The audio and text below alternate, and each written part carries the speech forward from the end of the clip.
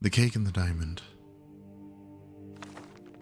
by Athyn Muendil, I think. I was in the Rat in the Pot, a foreigner corner club in Alderun, talking to my fellow rats when I first saw the woman. Now, Breton women are fairly common in the Rat in the Pot. As a breed, they seem inclined to wander far from their perches in High Rock.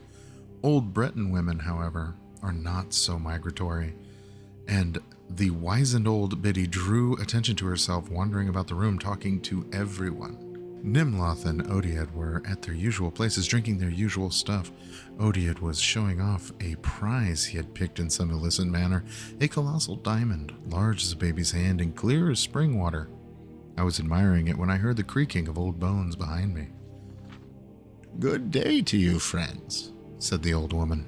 "My name is Abel Credit, and I am in need of financial assistance to facilitate my transportation to Aldredania."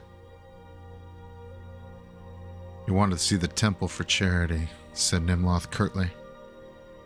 "I'm not looking for charity," said Abel. "I'm looking to barter services." "Don't make me sick, old woman," laughed Odiad. "Did you say your name was Abel Credit?" I asked. "Are you related to Abel Credit, the High Rock alchemist?" "Closely related," she said with a cackle. "We are the same person. Perhaps I could prepare you a potion in exchange for gold?" "I notice that you have in your possession a very fine diamond. The magical qualities of diamonds are boundless." "Sorry, old woman. I ain't giving it up for magic. It was trouble enough stealing this one," said Odiad. "I've got a fence who'll trade it for gold." "But your fence will demand a certain percentage, will he not? What if I could give you a potion of invisibility in exchange? In return for that diamond, you could have the means to steal many more. A very fair exchange of services, I would say." "It would be. I have no gold to give you," said Odiad. "I'll take what remains of the diamond after I've made the potion," said Abel. "If you took it to the Mages Guild, you'd have to supply all the other ingredients and pay for it as well. But I learned my craft in the wild, where no potion makers existed to dissolve diamonds into dust. When you must do it all by hand by simple skill, you are blessed with remnants those fool potion makers at the guild simply swallow up." "That sounds all very nice," said Nimloth. "But how do we know your potion is going to work? If you make one potion, take the rest of Odiad's diamond, and leave, we won't know until you've gone whether the potion works or not." "Ah, trust is so rare these days," said Abel.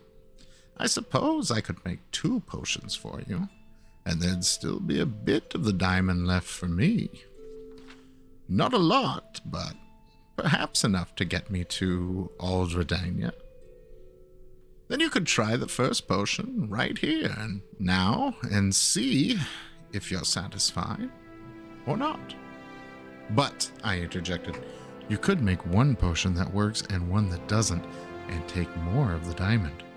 She could even give you a slow-acting poison, and by the time she got to Aldredania, you'd be dead." "Bleeding Kynareth, you Dunmer are suspicious. I will hardly have any diamond left. But I could make 2 potions of 2 doses each, so you can satisfy yourself that the potion works and has no negative effects. If you still don't trust me, come along with me to my table and witness my craft if you'd like." So it was decided that I would accompany Abel back to her table, where she had all her traveling bags full of herbs and minerals, to make certain that she was not making 2 different potions. It took nearly an hour of preparation, but she kindly allowed me to finish her half-filled flagon of wine while I watched her work. Splintering the diamond and powdering the pieces required the bulk of the time. Over and over again she waved her gnarled hands over the gem, intoning ancient enchantments, breaking the facets of the stone into smaller and smaller pieces.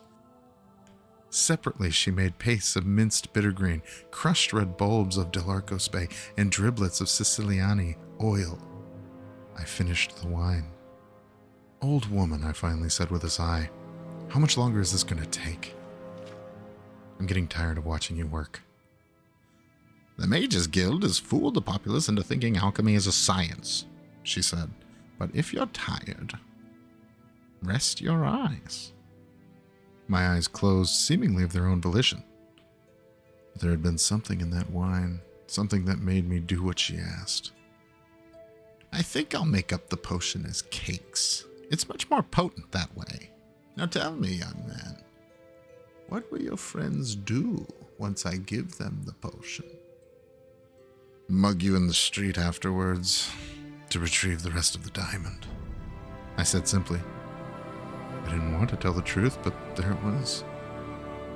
"I thought so, but I wanted to be certain. You may open your eyes now." I opened my eyes.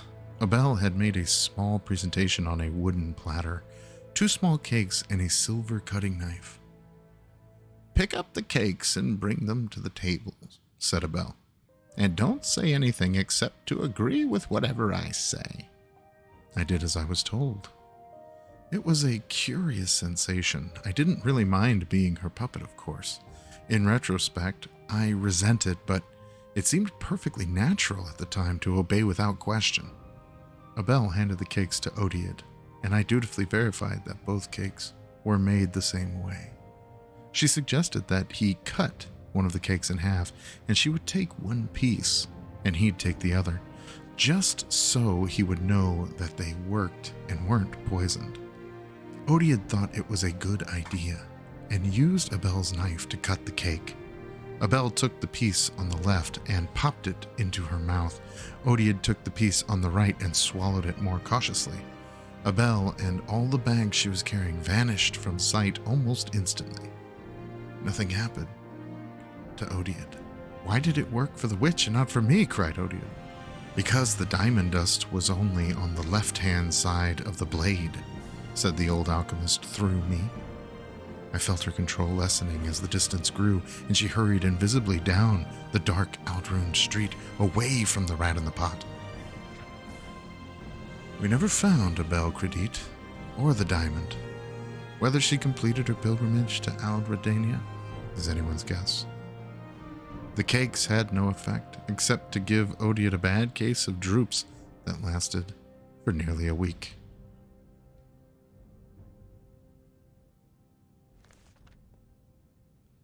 Thank you very much for watching. Like and subscribe. See you in the next one.